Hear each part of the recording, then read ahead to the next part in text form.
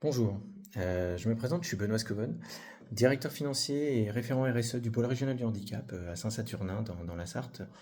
Notre structure associative, donc le pôle régional du handicap, regroupe à la fois le secteur sanitaire comme le secteur médico-social.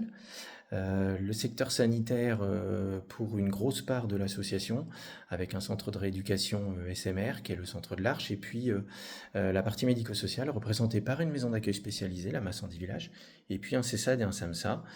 Donc notre association regroupe à peu près 450 à 500 salariés aujourd'hui. Chez nous, la démarche RSE, c'est une démarche qui est plutôt associative avec les deux secteurs qui se regroupent. Donc arriver à retrouver à la fois d'un côté les pratiques des uns et des autres en fonction des secteurs pour essayer d'arriver à des nouvelles pratiques qui sont communes aux deux secteurs. J'ai suivi le dispositif de la MAPES en 2022 sur le premier semestre. Et du coup, suite à ça, on a pu écrire un plan d'action pour mettre un certain nombre d'actions en place. Plan d'action qui aujourd'hui est à revoir puisque 2022 date maintenant d'il y a 2 à 3 ans. Là, le sujet sur lequel je voulais vous parler, moi, c'était les robinets thermostatiques. Sur notre établissement, notre quatrième étage est exclusivement administratif et donc sur ce quatrième étage, nous avons décidé d'installer tous les robinets thermostatiques puisque ce sont les pièces qui sont les plus à même d'avoir des professionnels régulièrement sur la journée et sur lesquels en fait on pouvait les régler.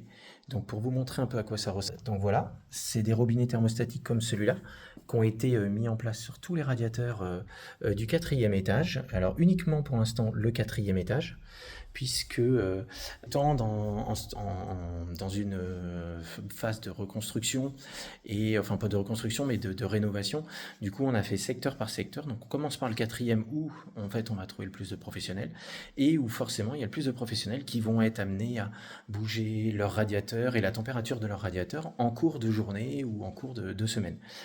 Alors, on a aussi lié ces robinets thermostatiques en fait à des réglementations ou des règles sur le format, c'est-à-dire qu'en automatique, ils s'allument tout le temps à 20 degrés et demi.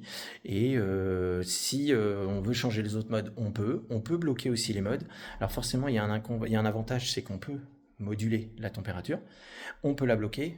Et l'inconvénient particulier, par contre, c'est que si jamais vous bloquez pas ça, forcément, les professionnels peuvent vite monter à 25, voire 26 degrés, ce qui finalement ne sert plus pour les robinets thermostatiques. Donc, le robinet est une chose. Le programmage et la programmation, par contre, de ces robinets, avec les petits boutons qui sont là, du coup, sont finalement la force même de ces robinets thermostatiques.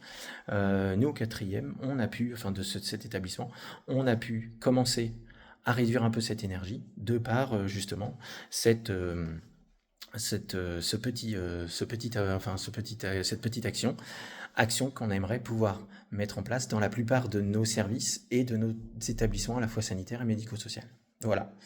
Bon, et écoutez, je vous remercie et voilà, bonne demain différent dans nos établissements en mieux.